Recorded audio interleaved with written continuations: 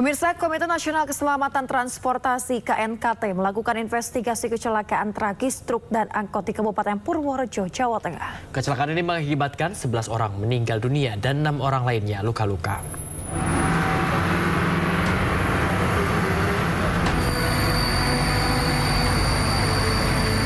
Truk dam bermuatan pasir melaju dari arah Magelang menuju Purworejo diduga mengalami remblong saat melewati jalan menurun di wilayah Sorogenet. Truk kehilangan kendali, menabrak angkot berisi rombongan guru dan akhirnya menghantam sebuah rumah warga. KNKT menurunkan tim ke lokasi kejadian untuk mengumpulkan data terkait faktor kendaraan, prasarana jalan, serta wawancara dengan korban selamat dan saksi. Bahwa investigasi akan menghasilkan rekomendasi kepada pihak terkait guna mencegah kejadian serupa. Setelah ke Jakarta kita analisa penyebabnya apa gitu kan. Mungkin nanti bisa kita berikan rekomendasi ke mungkin ke PU, bisa juga ke ISUP ininya ke masuk ke kepolisian untuk penanganan kasus. Mungkin juga nanti juga polisi juga bisa gitu kan. Dari kami kan belum bisa menemukan penyebabnya gitu. KNKT mencatat bahwa 84% kecelakaan transportasi disebabkan oleh kegagalan sistem pengereman dan kelelahan pengemudi. Sebelumnya, dari 14 orang di dalam angkot, 11 meninggal dunia, termasuk sopir dan 3 lainnya mengalami luka-luka. Korban luka saat ini dirawat di RSI Loano, Purworejo dengan beberapa di antaranya mengalami patah tulang dan trauma psikologis. Dari Purworejo, Jawa Tengah, Johartoyo, iNews melaporkan. Pemirsa, Ayu Aulia bersama 2 kuasa hukumnya mendatangi Barreskrim Mabes Polri Kamis siang. Ayu menjalani pemeriksaan sebagai saksi atas laporan yang dibuat mantan Gubernur Jawa Barat Ridwan Kamil terhadap Lisa Mariana.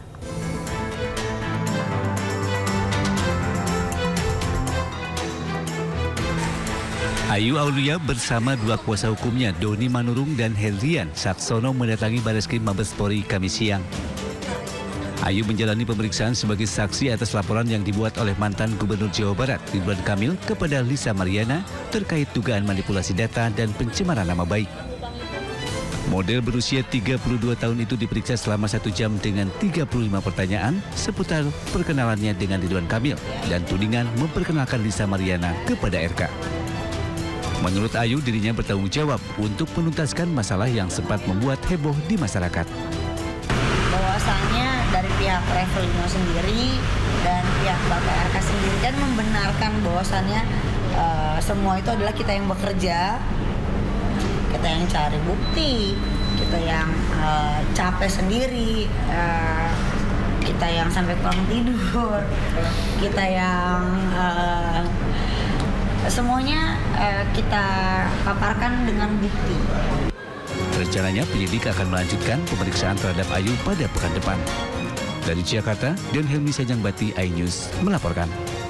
Pemirsa, terima kasih Anda masih di Sido Today. Kita ke informasi berikutnya. Pemirsa, kereta api Harina jurusan Bandung-Surabaya menabrak sebuah truk di perlintasan kereta Kaligawe, Semarang. Akibat kecelakaan, sopir truk meninggal dunia.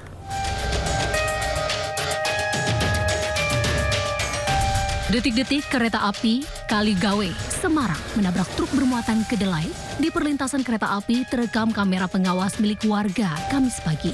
Truk tetap melintas meski tanda peringatan sudah menyala dan palang rel menutup.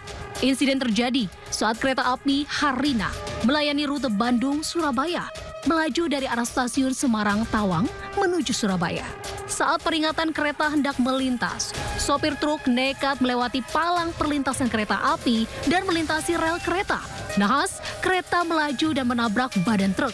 Akibat kecelakaan tersebut, lokomotif kereta bagian depan rusak, sedangkan kabin dan bagian samping truk ringsek.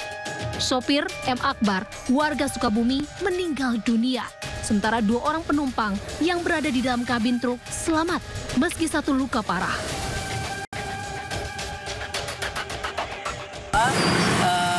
Truk yang bermuatan kedelai dari arah Kaligawe menuju ke arah Raden Patah itu untuk palang kereta api dan sirene sudah turun, namun untuk truknya ini sudah merupakan. Akibat kejadian tersebut, Harina mengalami gangguan lokomotif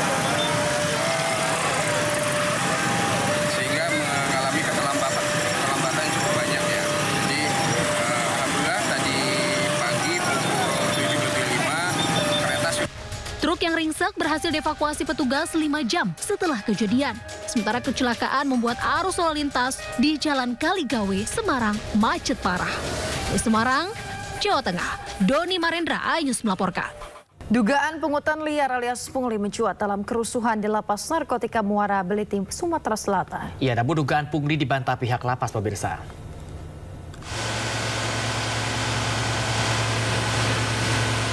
Situasi telah kembali kondusif pasca terjadinya kerusuhan di Lapas Narkotika kelas 2A Muara Belitung, Musirawas, Sumatera Selatan. Pasca kerusuhan, beberapa warga binaan yang ditemui awak media mengaku jika kericuhan disebabkan kesalnya warga binaan dengan seringkalinya razia di dalam lapas. Warga binaan pun mengaku kerap kali mengalami pungli. Mereka kesal dengan ulah oknum lapas yang meminta bayaran saat akan mendapatkan remisi atau pengurangan masa tahanan. Pungli. Banyak pungli sini, Pak. Punglinya kayak macam apa itu? Bermacam-macam, Pak. Apa aja? Bermacam-macam. Salah satunya contohnya, Pak. Hanya remisi. Hah? Hanya remisi. Itu biayanya berapa itu, Pak, bisa? Remisi itu biasanya berapa? Variasi, Pak. Coba sebutkan nominalnya. Dari 100 sampai 200 sampai 500. 500 apa itu, Pak? 500 apa itu? 500.000. Sementara itu, Kalapas Narkotika kelas 2A Kabupaten Musirawas membantah adanya pungli. Menurut informasi yang disampaikan oleh warga binaan tidak benar. Selain itu, Kalapas menyebutkan jika razia yang dilakukan sudah sesuai dengan SOP yang ada. Terkait keterangan dari para napi adanya pungli di sini, Pak, apakah betul, Pak? Sepengetahuan saya tidak ada. Boleh dijelasin, Pak, lebih panjang, Pak? Kami bekerja sesuai SOP, kami melayani mereka pembinaan sesuai SOP. Nah, jadi kami sudah memberikan pelayanan pada mereka. Mengenai rahasia SOP kami harus kami harus melakukan razia. Karena apa? Untuk mensterilkan, terutama handphone, mensterilkan agar tidak terjadinya pengendali narkoba atau melakukan penipuan di sana sini di luar. Saat ini Polres Musirawas sudah melakukan olah TKP untuk mencari napi yang menjadi provokator dalam kericuhan tersebut. Dari Musirawas, Sumatera Selatan, Sudirman, iNews melaporkan. Pemirsa, korban tewas keracunan alkohol di dalam lapas kelas 2A Bukit Tinggi, Sumatera Barat bertambah menjadi 4 orang. Ya, keluarga korban berencana melaporkan insiden ini ke polisi menuntut pihak lapas bertanggung jawab.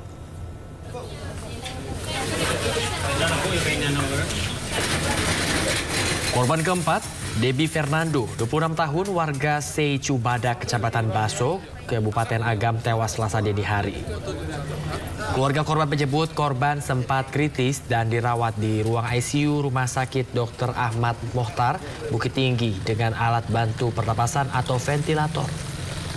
Sementara itu, pemirsa, Kasat Reskrim Polresta Bukit Tinggi, AKP Idris Bakara, menyatakan telah memeriksa puluhan saksi dari warga binaan dan petugas lapas. Pihak medis rumah sakit mencatat 4 pasien diduga meninggal dunia dengan diagnosa keracunan alkohol dan gagal nafas. Sementara pihak keluarga berencana melaporkan insiden yang dialami korban ke polisi dan meminta pihak lapas kelas 2A Bukit Tinggi bertanggung jawab. Seluruh korban yang sudah kembali ke lapas dan beberapa napi yang mengetahui kegiatan kejadian tersebut sudah kita lakukan pemeriksaan, di jumlahnya 24 orang dan petugas sebanyak 3 orang dari pegawai lapas. Sakit hati, seorang buruh pabrik di Cikarang Barat, Kabupaten Bekasi menganiaya mantan kekasihnya. Korban dianiaya hingga tangannya terputus. Kondisinya kritis dan dirawat intensif di rumah sakit.